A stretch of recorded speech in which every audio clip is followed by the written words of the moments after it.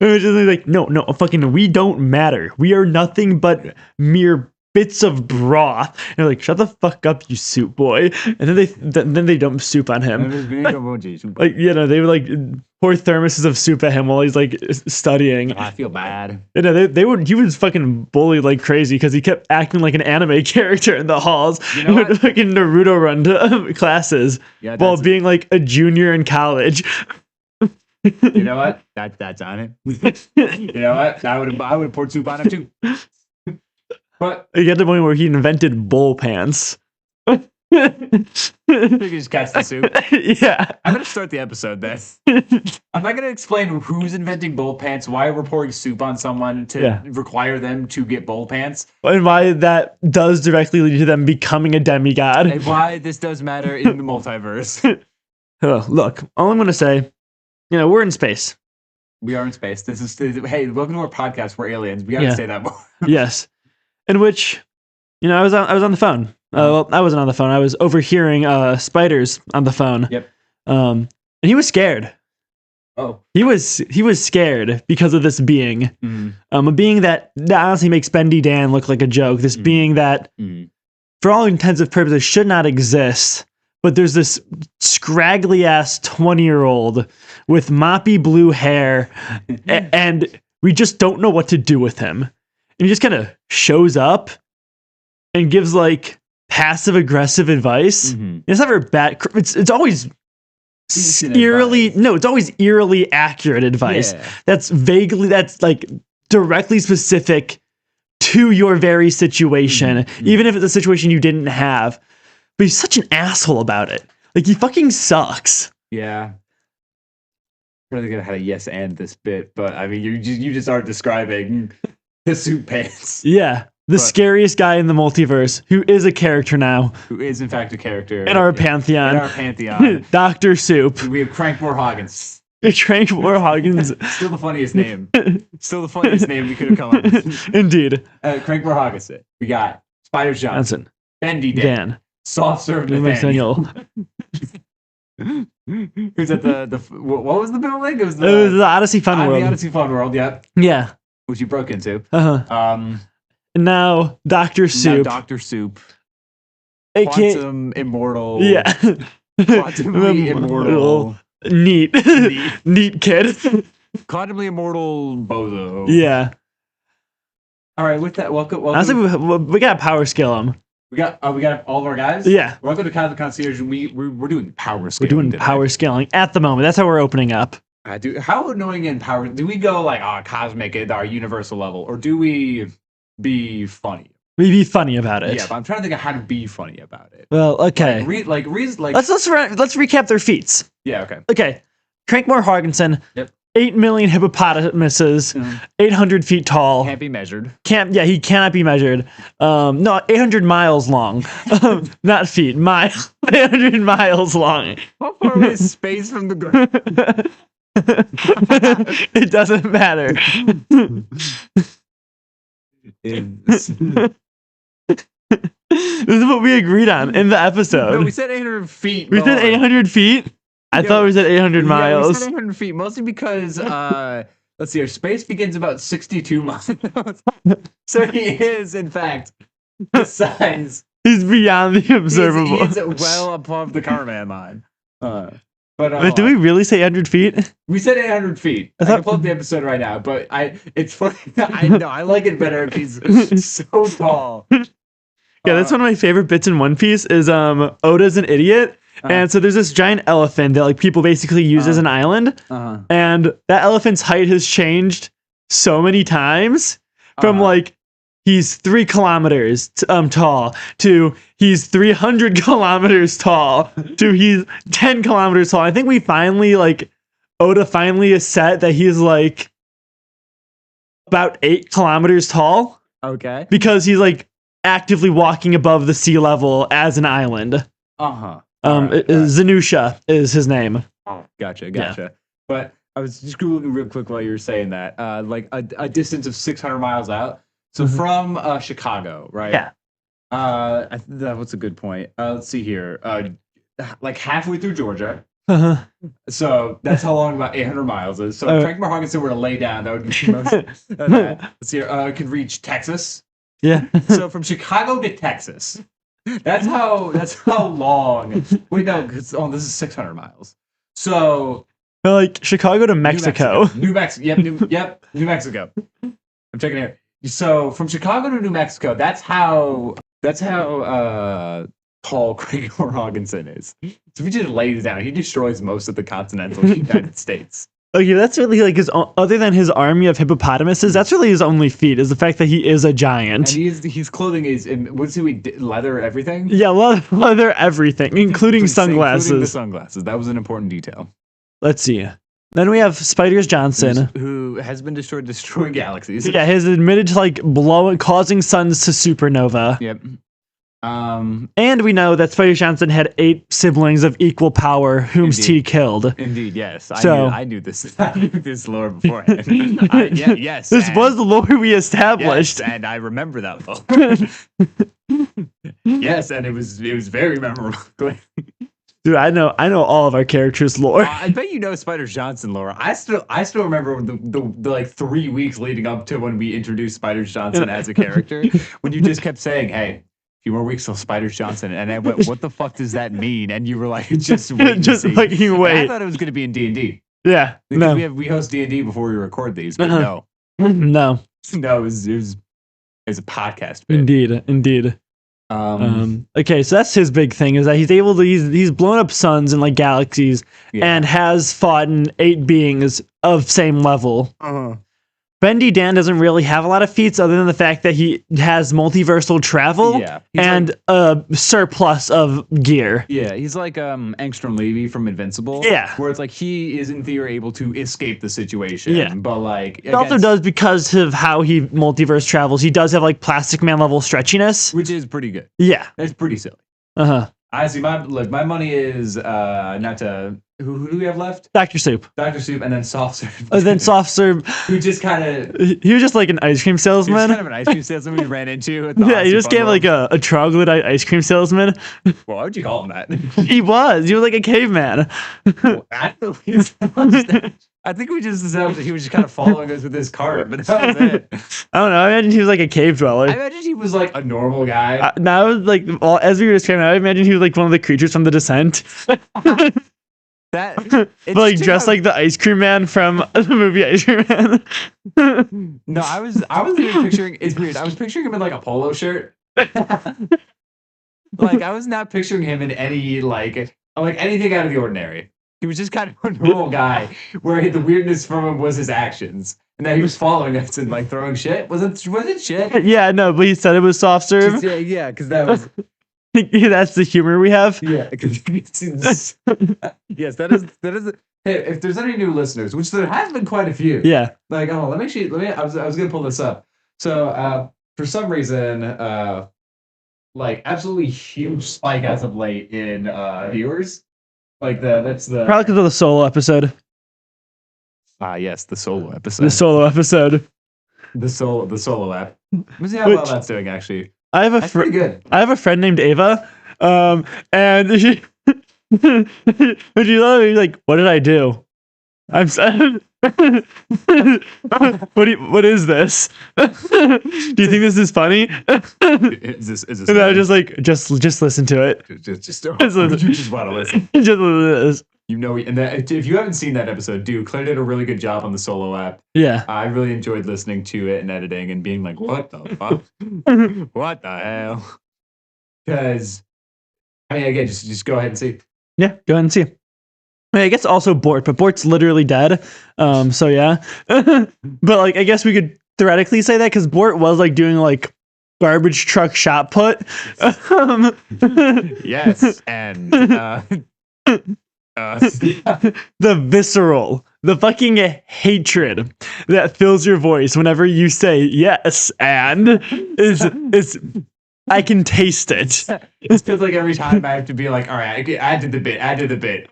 Yes, and that's like that it's look. I'm not saying that because I want to. I'm saying it because I have to. There's a gun to my head. Who has it? Spiders Johnson. Literally, because he pays our checks. He does in fact pay our checks. I still need to pay off my exorbitant fees that I have on my loan because I took out a giant painting. You know Yeah. when Smiling Friends with Charlie was like, fuck, I still got to pay off that painting? Yeah. I bought so many of those paintings. I mean, I'm just paying for the funeral. Yeah. I'm not paying for it. Yeah, you're not fucking chipping in anything. Yeah, no, because I'm in debt. Yeah. I'm in serious debt. Do you have all of Bort's life-size paintings? Yeah, I wasn't the one who bought these. These were, in his will, it said Hallis gets all my debt, which I didn't know you could do. But I guess you can. You got like a reverse Jesus. What's that mean? Like Jesus died and took everyone else's debt, but like Bort died and gave you all of his Why debt. is he talking about everyone's sins as debt? Like that's how the Bible refers to them as. It's like their soul's debt. It's their emotional debt.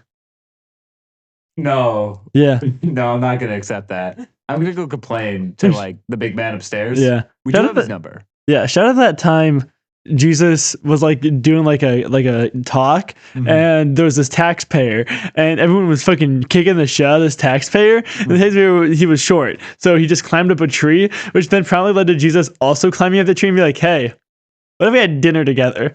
And for some reason, my church school had the fucking audacity to say they ate spaghetti. They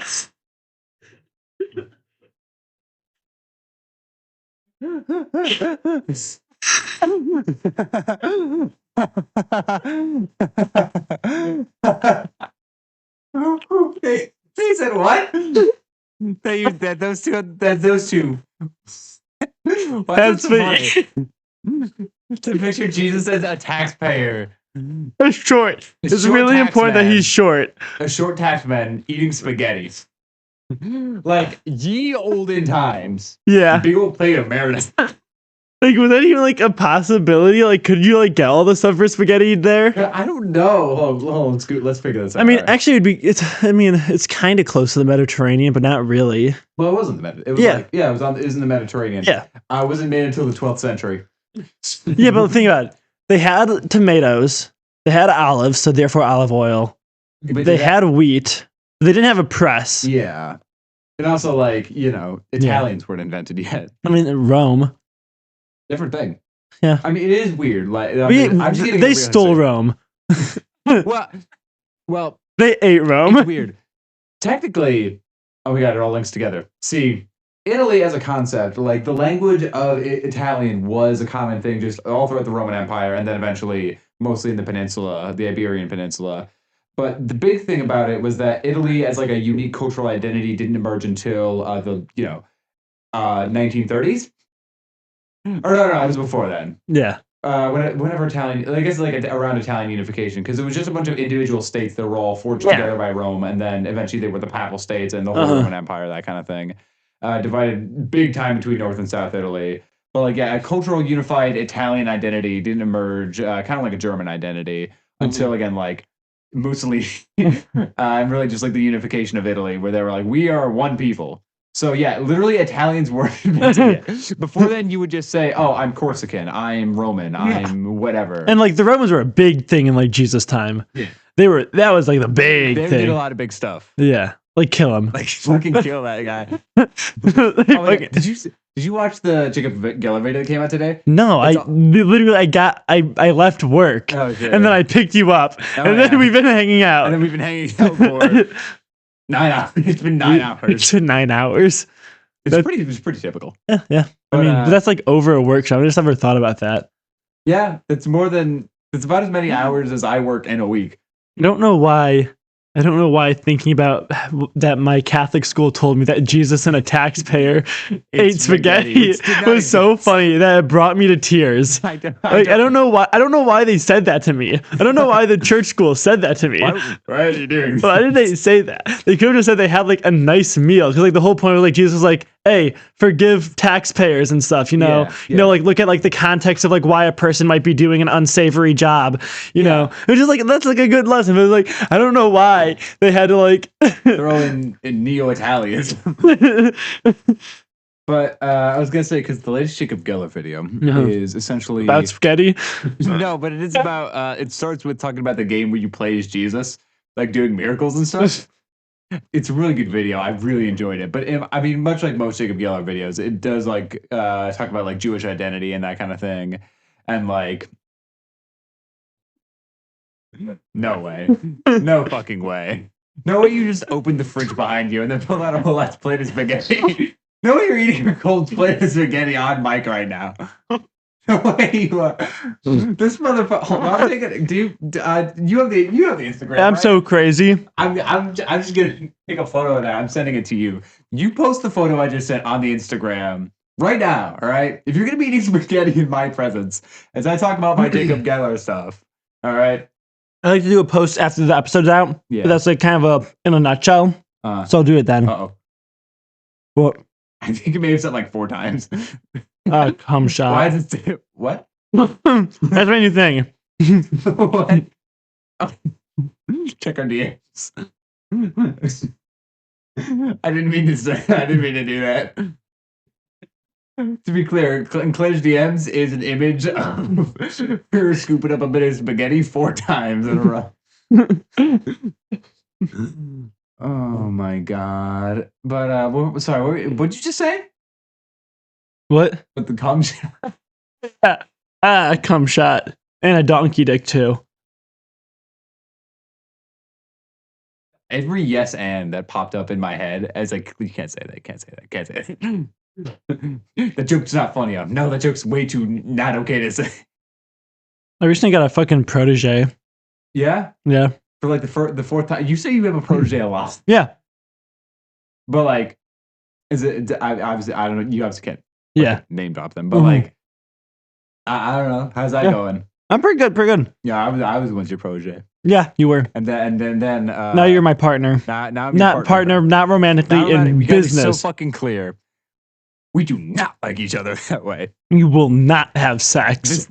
Look, we both want, but we both thought about it. But look, we will not do it. It's forbidden. Out of principle. Yeah, we're business partners. Exactly. And you don't mix pleasure and business. Exactly. No, don't do fucking what make-out noises? No, I will not be adding that, actually. No, I'll just make it myself. Hey, so I'm so good at this whole filters thing on OBS that doesn't even pick it up on your end. Oh, hell yeah. I mean, that is the point, is that like they're filter out for like specific wet smacky sounds and like lower end, like they increase the lower end, but then higher end sounds don't over compress on the mics. Yeah. This is boring. Going back to talk about how we do not like it. We're strictly business partners. We also never finished ranking all of our scaling our guys, but like Bendy Dan has high, I guess, like travel and elasticity, but like not a lot of like strength. I mean, he has the gear. He has the gear. And he has like 7 infinity gauntlets. Yeah. Now, unfortunately, it is just the gauntlets. Yeah. He does not have the stones. Maybe he does. He hasn't checked. He has big 7 giant metal gloves, and it's like there might be some rocks in there. He's not really sure. He's not really. He could check, but he's busy running his business. Yeah, he's a busy guy. So like, if someone like were to ask and like be interested in buying, he'd probably be able to know. Probably be able but like, he just hasn't had the time. Yeah, in which but so he has all that pretty good, and then Spider Johnson just has the capacity to like destroy a lot. Yeah, like, make suns go supernova. Yeah, and then at least hold his own in combat. But like, we haven't seen many other feats outside of that. Craig Morgensen has the army and is a giant. Right? It's again 800 miles. 800 miles tall. I love that change because he went from you can maybe see him from space to he is in space. he is regularly running into satellites. He holds his breath. He has to duck down and go. And then probably like swallows the whole town just because he drinks the ocean. Yeah, so like climate change is rising the ocean levels. See, that's actually not happening because Craig Morgensen is bringing them back down. You're welcome. Yeah. Woke. Why was that funny? What was the joke? That woke believe in climate change? No, there's something else there. I don't know. I'll fucking woke. What did you just call me? Woke. And he was also woke? Jesus. When he had dinner with that taxpayer. Yeah, dinner with that and ate spaghetti. With that tax collector. And they ate spaghetti. Yeah, with a tax collector. Yeah, tax collector. Keep saying taxpayer. that's the normal person. But it's very funny to picture a bunch of people in fucking Jerusalem flogging a guy because he paid taxes. They're like, he gave money to the government. And then Jesus was like, hey, it's Biscotti time. That happened. Mm-hmm. That's canon. In the Cosmic Concierge lore, first he got beat up, so he climbed a tree because he was short, so he could do it, and then they wouldn't be able to reach him. See a cat? I don't know. I also think in one of the times, they told me this every single year, and for was there this 8 years, I was in Catholic school. Was there the Biscotti detail every time? No. There's always, but like at least 3 times there was a spaghetti detail.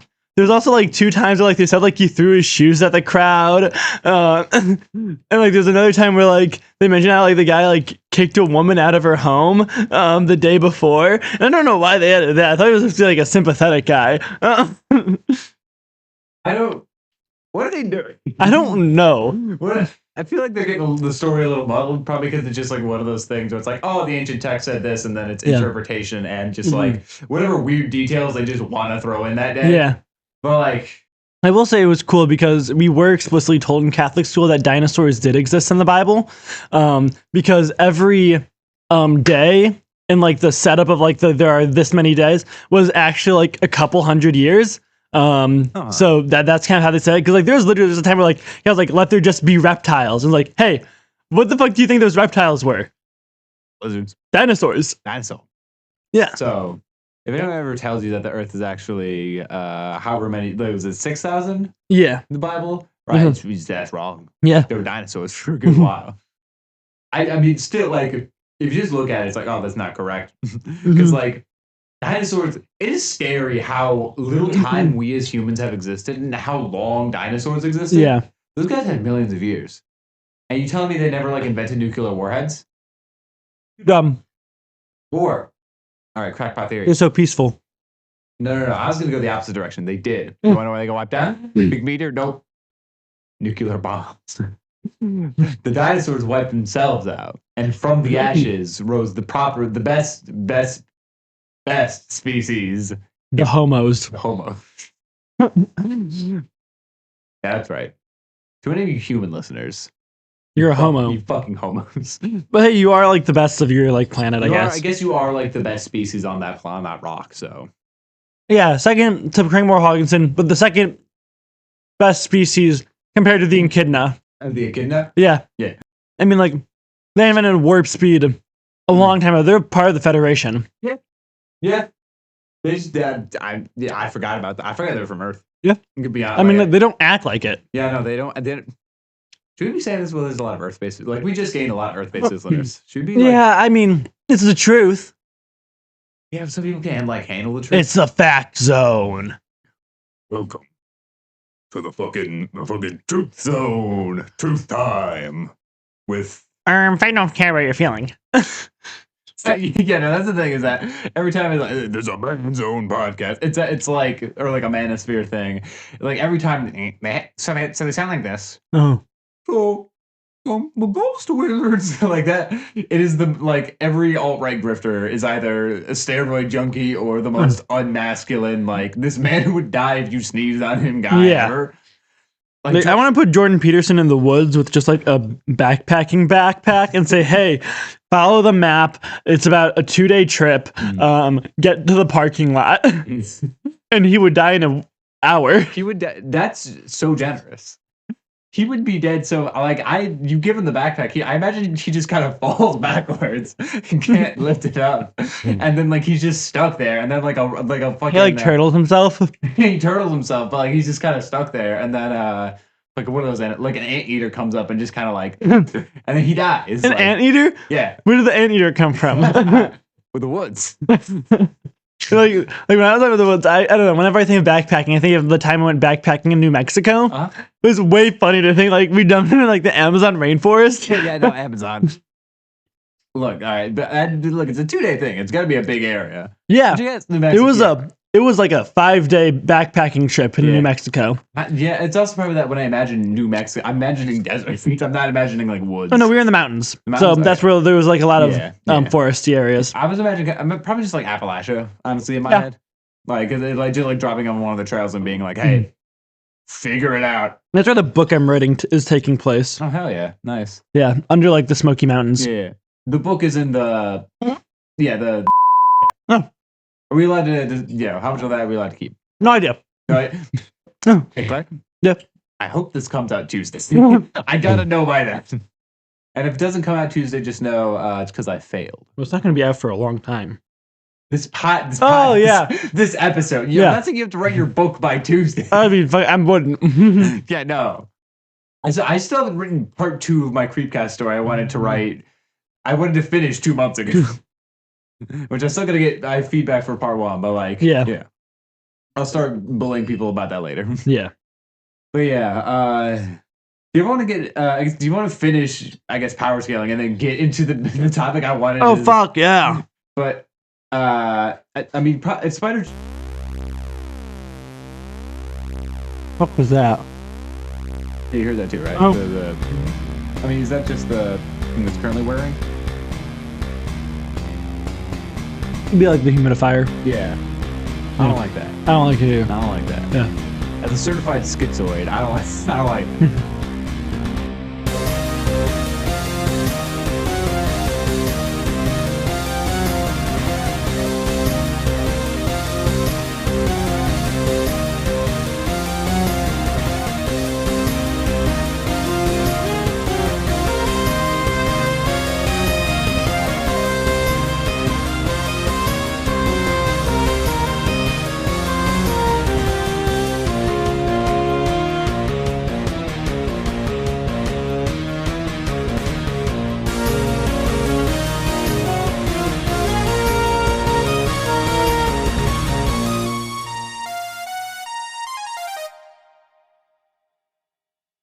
You know, you are finally a bass player. you're down in the dumps where I've been for 3 years now, or however long I've owned my bass. Welcome to the shit zone. All right, we're in the bottom rung of society. We're all just we are. Well, no, there's still the Florids under us. Still the Florids under us, but like, I don't know. They're literally plants. You know, they're plant people. Okay, so moving on from this bit where I'm racist to ferns. So are we calling it for Spiders Johnson? Yeah, I mean, other than like maybe Dr. Soup, but Dr. Soup really is just like immortal. Yeah, but and like fast. Yeah, that is the thing. Like spiders might have a hard time like getting to. Also, by some degree, Bendy Dan and Dr. Soup. Yeah, but like Craigmore Hawkinson is just a sitting duck, unless Hawkinson. The only thing is he's like so durable. Yeah, like I don't know, like Spider Johnson's taking out stars. Which do we think is stronger, Craigmore Hawkinson or the sun? I feel like it would probably take a couple blows, but I feel like eventually spiders could chip him down. But you know, usually he can just do like one giant explosion. Yeah. Meanwhile, it would probably take a few explosions to take down. A few well-placed explosions. Indeed, a few well-timed little charges to knock the lad out. Yeah. So because really, if you fucking push Crankmore over, he can't get back up. He's too heavy. He is, in fact, his weight is unmeasurable. And if you do knock him over, that is like a sizable chunk. You know what is measurable? The Grimoire Infinis. Grimoire, weighs about 3 pounds. About 3 inches thick, 12 inches long, 8 inches wide. Yep. So, do we want to explain the context? No. I kind of want to do, because we were playing a D&D game, and Claire was like, "Oh, you find this book, you know," and then started just reading the description, and then for the first time ever, I've heard her say dimensions of something. Like I've never heard you say like the dimensions of something outside of like, you know, D&D normal math terms. So to hear you describe an ancient like spell book and like, yeah, it's about yay big, yay wide. I don't know why we lost it.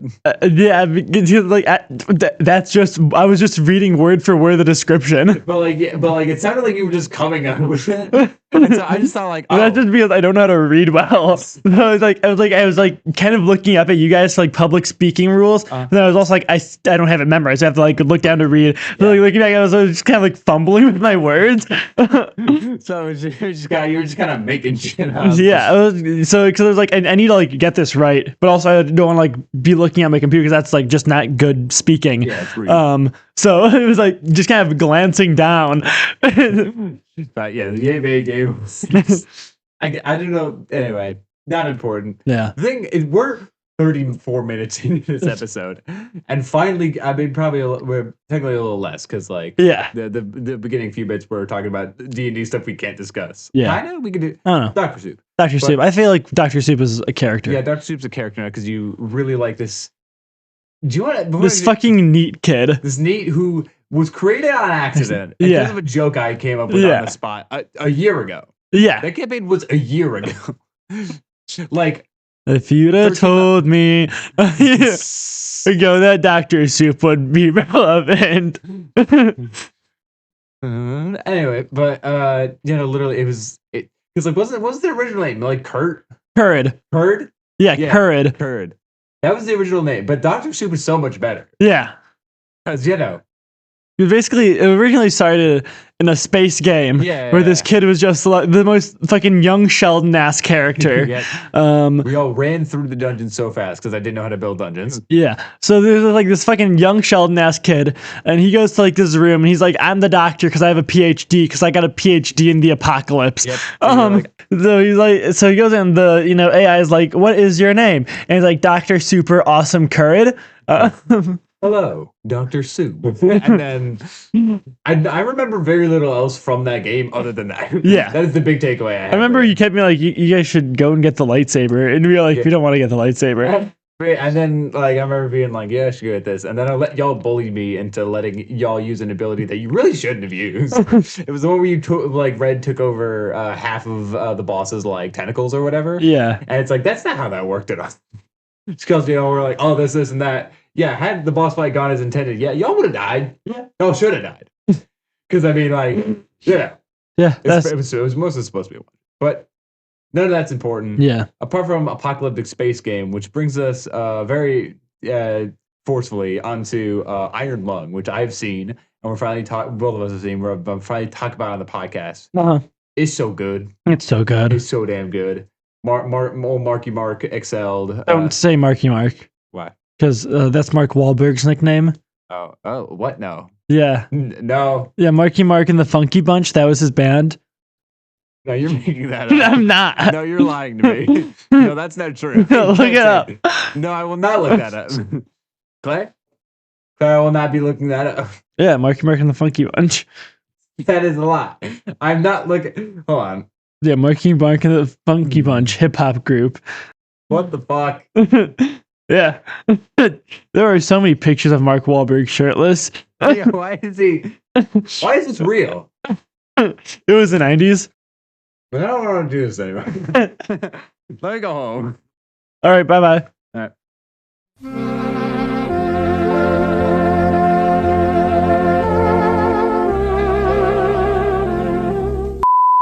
Yeah. But also, I do have some questions that we can answer. Oh, sure. Really? Yeah. Yeah.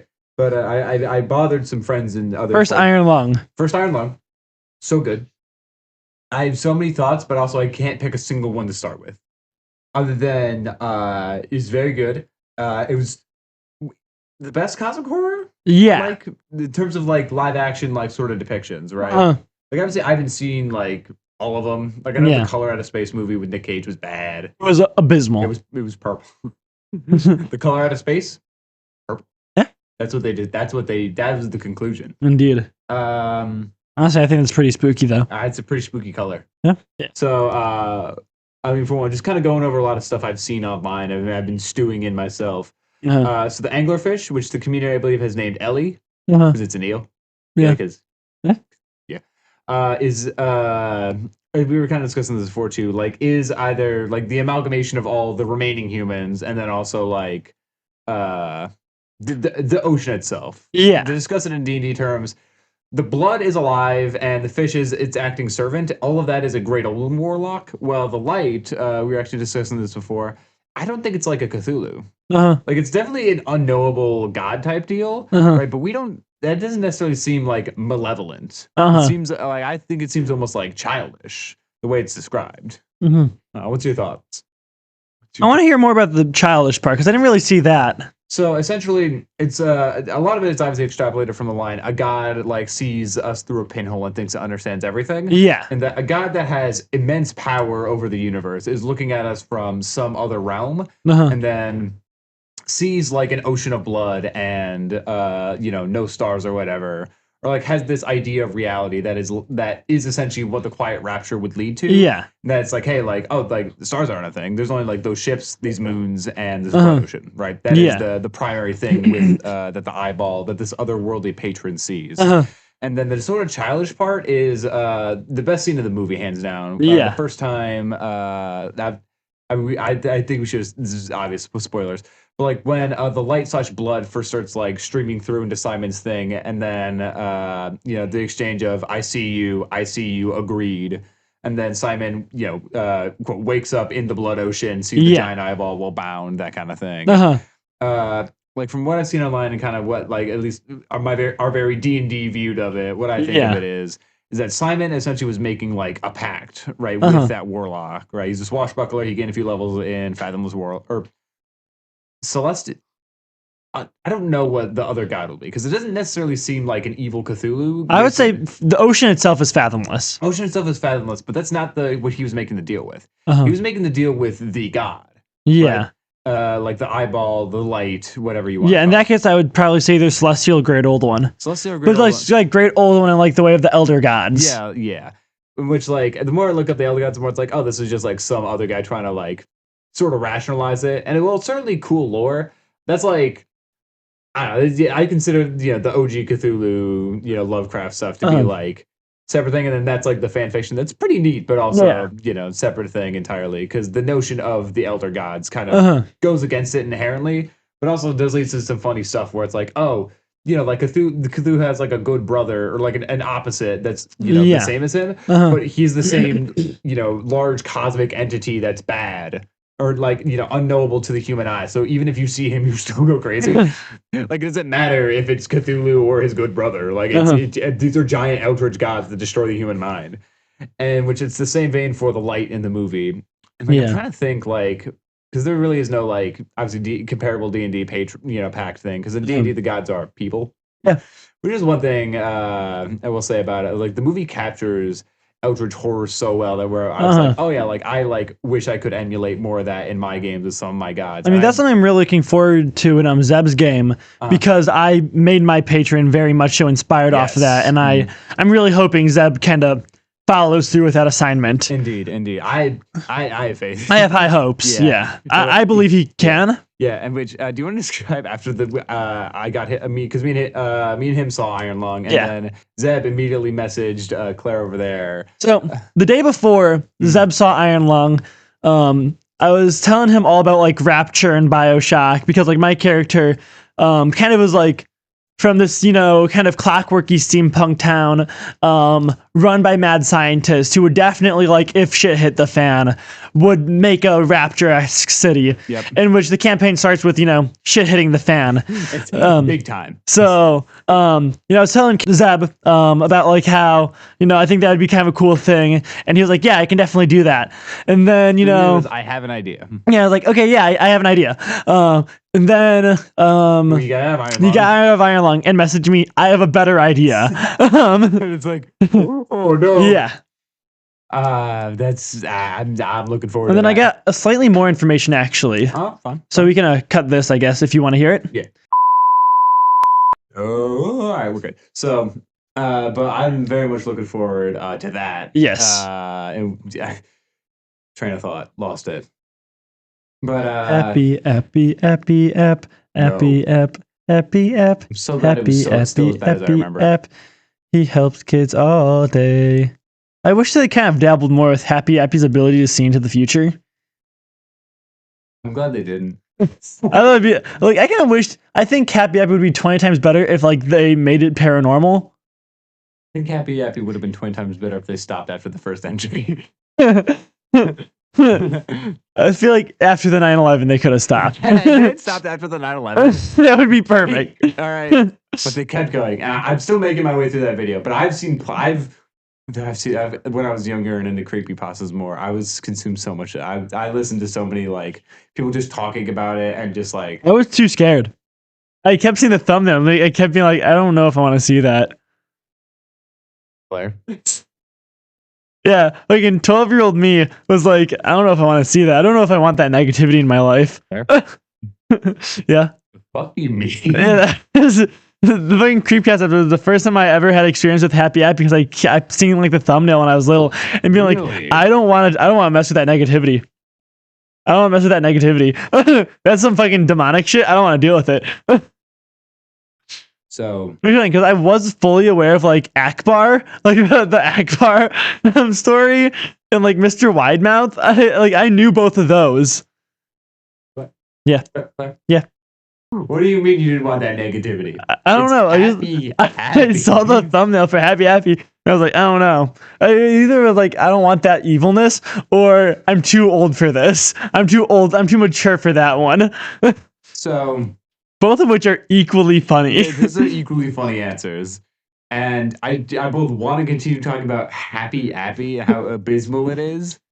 Like, here's the thing. I've been very much enjoying the episode. Right? I think it's interesting as a piece of internet history. Dog shit. Absolute duty feces. Dog duty feces, yes. Liquid shit. And also, like, this is unrelated to Happy Appy, but back on the subject of Iron Lung. I remember I wanted to start the episode with another thing related to Iron Lung. In which me and Zeb, right, we went and saw an Iron Lung, right, phenomenal. And as we were getting out, right, people were talking about it. Me and Zeb were like, it was just so good. And as we were walking out, these two people, right, were talking about it. They're like, it was really good, but like, a lot of like some stuff like wasn't explained or all that. And I remember one of them said, so like, how did like the oxygen like go back up to 2? And I don't think I've ever wanted to throttle a person more in my entire life. Like I had to resist all urges and temptations, which is unusual. Like there's a lot of things like they didn't explain, but that's kind of like the point. But like I feel like that was not one of them. I think that was not one thing that needed to be explained. Yeah. But like I wanted to be like, but the blood ocean made sense. Or like, but the god, he checked out. Yeah. Or like. But like he like died in the movie, yeah. But like I was talking to my cousin, and he was like, I liked it a lot. I liked that they didn't explain a lot of things. Like some things that like they could have explained, for audiences that don't want to have that level of thought. Is like, why should we give a shit about like the last tree? What happened on that attack? Why was it such a big deal? And stuff like that. Like those are things that like could have been explained. Not why did the oxygen? Yeah. Especially because like. The O2 meter, right? Mm-hmm. Like the way I interpreted it is that it's a metaphor for hope. Yeah. Right. Like as the situation gets worse and worse, eventually it like goes down to 1. And for most of the movie, while he is lost, right, especially afterwards, he's just locked in that 1. Right. He's at an eternal low point. And then when he is given the promise to like get out, get the black box information from the other submarine, and like maybe have a chance at like saving people. Right, like a true arc of redemption. That's when it goes up. Yeah, like that, like spoke thematically, like like big on the movie's themes of like what it means to be punished versus redeemed versus hope in this dismal world. And like, but why? Why does it go about how to go up to 2? It's like that's not. But and that is another thing as well. Like it is a good comparison, being like, general audiences might not get like every little facet or care, but like I feel like. Implicitly, the last bit of like soil, like the last living plants in a universe where they're all dead. Yeah, I don't know. I feel like you don't need. That's what I tried telling Connor. Like, I mean, I see that, but like, what if someone didn't want to think about that? Then don't watch the movie. Then don't. If you don't want to mentally engage with a movie. Piece of media, then don't engage with the piece of media. Go watch Family Guy funnies.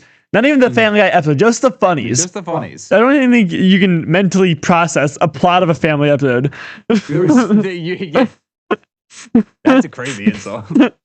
Peak insult. And also, I did I saw the movie twice. I took my partner to go see it on Valentine's Day. Which every time I brought that up to someone who is not like in our friend group, like any of like my parents or my grandparents, they're like, that's a real charming romantic movie to take your partner to on Valentine's Day.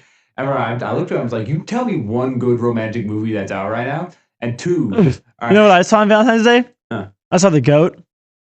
The animated goat movie. the animated basketball goat movie, written by Stephen Curry. Stephen Curry. I don't know how to pronounce it. Yeah, Stephen Curry. You went and saw that? Yeah. I mean, it was animated by the same team that made like Spider-Verse and K-pop Demon Hunters. And it was fucking visually beautiful. But what was the plot? Oh, okay. So basically, there's this child. He's like maybe like at most he just turned like 20. Okay, so he's like a youngin. And he really wants to play basketball. But he is a small. He's a goat. He's not a big animal. Therefore, he's kind of can't play until like one day he just kind of like he got his ass handed to him, but like he kind of sort of held his own against like one of the biggest players. And so this kind of failing team was like, we need you. And the failing team was like really big when he was a little kid, but like they kind of became washed up. So it's him now like kind of rallying the team to like get back up into their spirits. Pretty generic sports movie, but I thought it was cute. I thought it was fun. So I saw Markiplier get fucking eviscerated by blood. Yeah, no, I watched like saw the goat movie. I saw like just kind of like animals doing like learning how to be good at basketball from the power of friendship. I saw an Eldritch God make a deal with Markiplier to. That is actually one thing. I know I keep circling back to that, but like I would like to discuss it. I would like to make it the episode title so we can farm more views.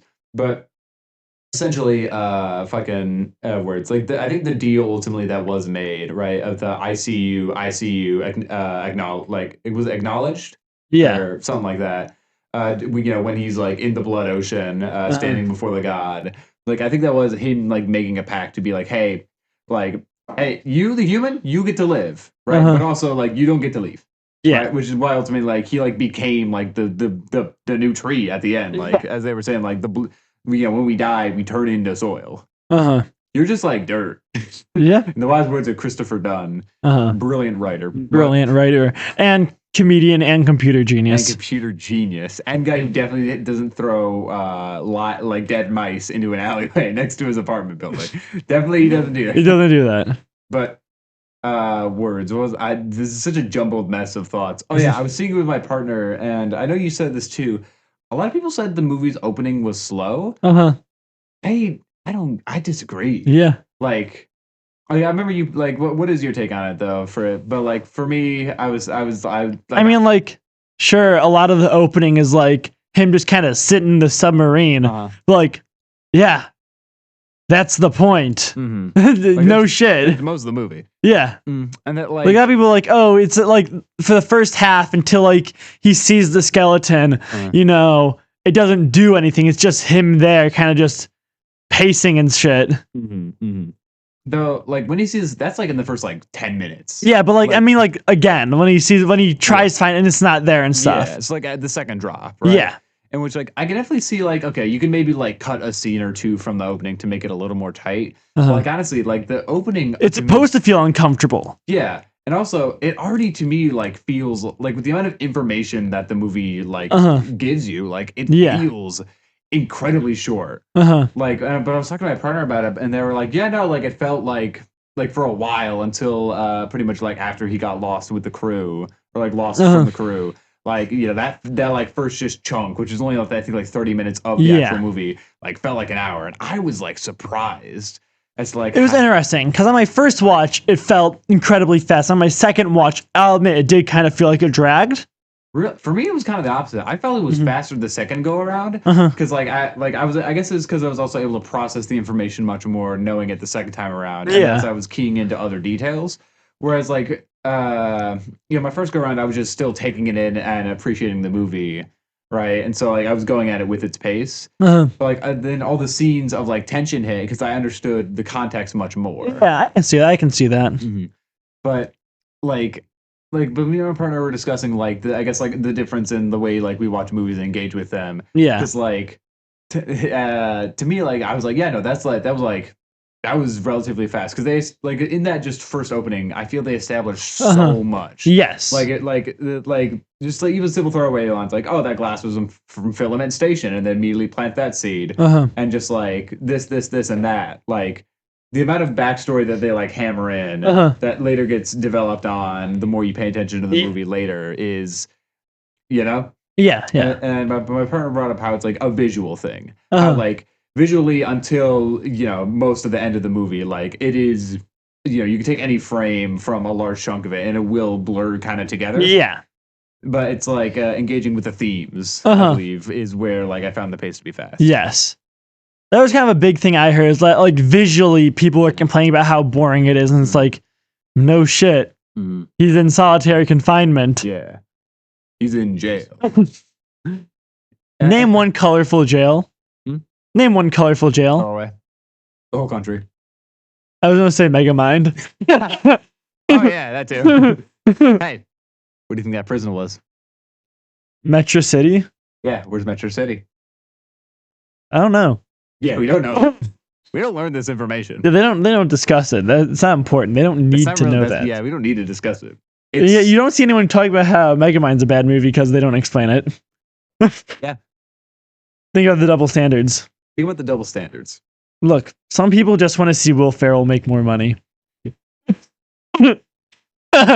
Why is that so funny? Some people want small creators to suffer and Will Ferrell to get more money. Will Ferrell needs to get infinite money.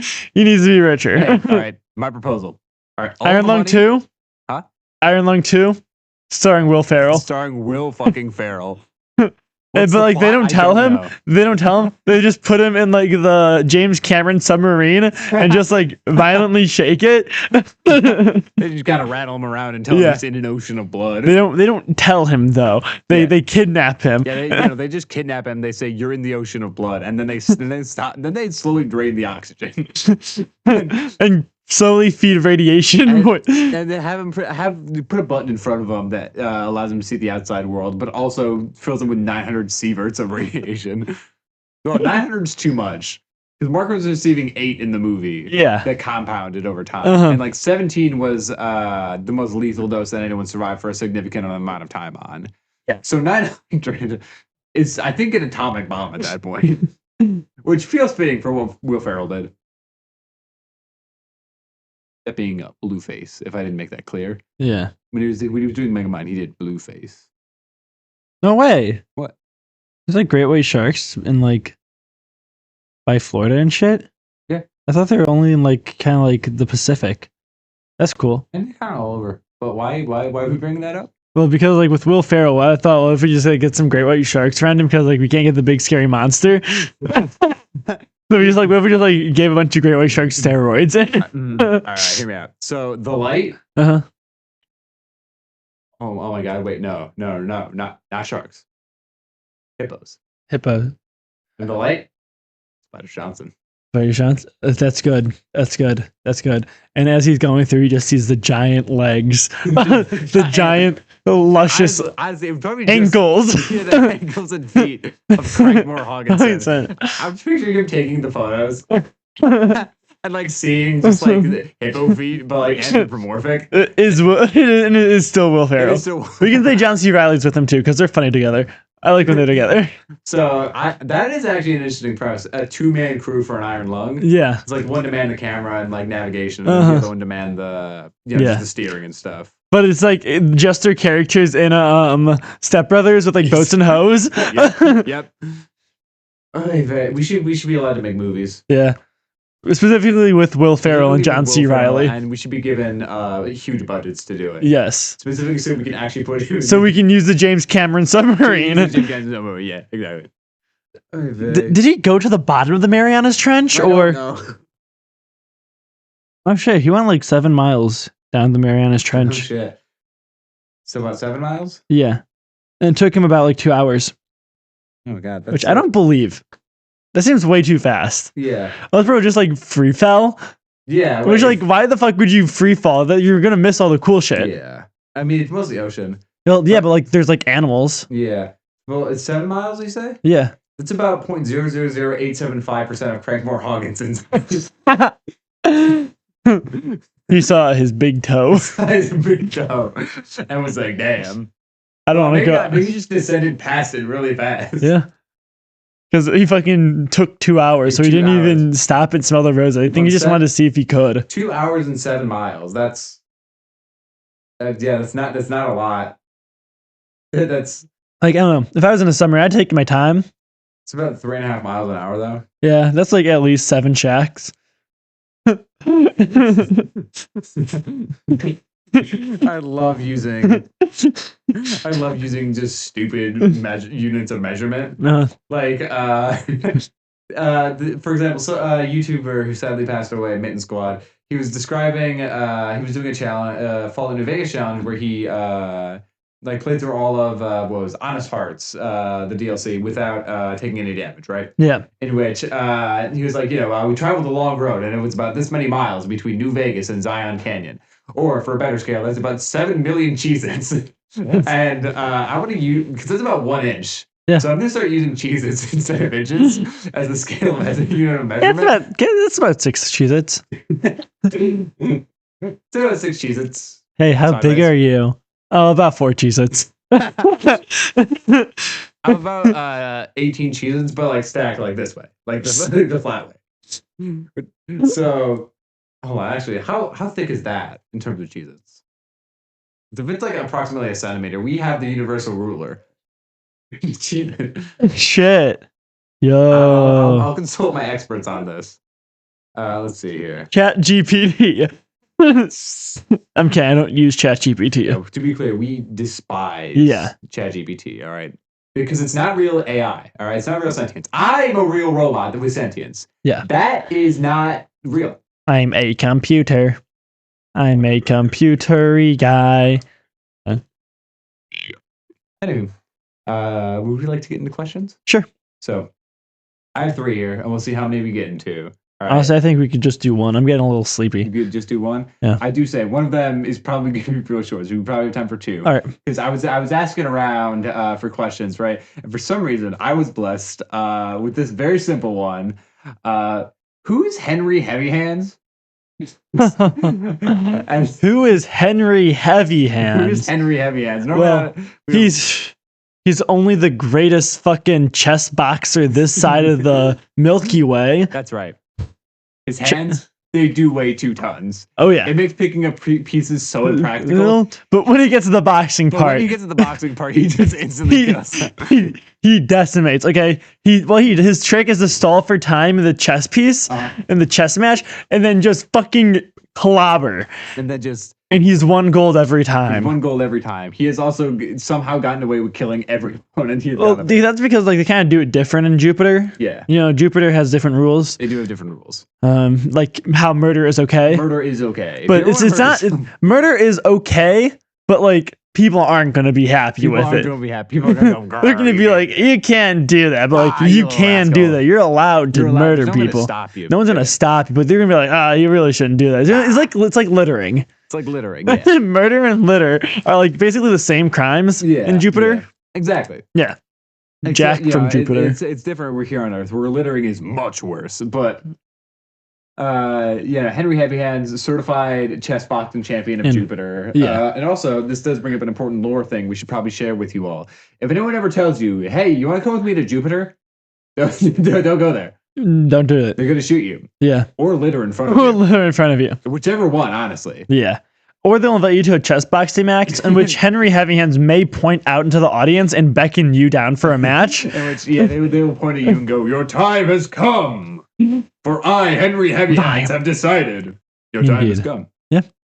So, be wary of Jupiter. Indeed. We should start a list of what places people should be weary of. The places you might want to lock your car doors when you're driving by.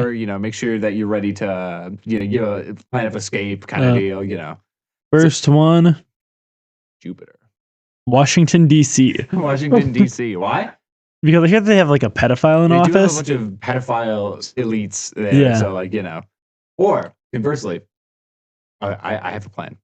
Yeah. We invite all of Washington to Jupiter. And then Henry Heavy Hand challenges each and every one of them to a chess boxing match. Oh, yeah. It's a perfect crime. It would just be like the slap. It would just be like from Victoria's? No, like that one comedy skit. Oh. I think about the social media network from the iCarly universe. No. And I was like, what? No, I'm talking about like that one like comedy skit where the guy just starts slapping people. Yeah. Yeah, that makes much more sense than whatever the hell I was talking about. But let's see here. I do have one. Yeah. One last question to wrap it up. All right. I'm from Alberta here. What's rats? I keep hearing my fellow Earthlings talking about it. What are those things? Hush there, baby girl. You don't gotta know, baby girl.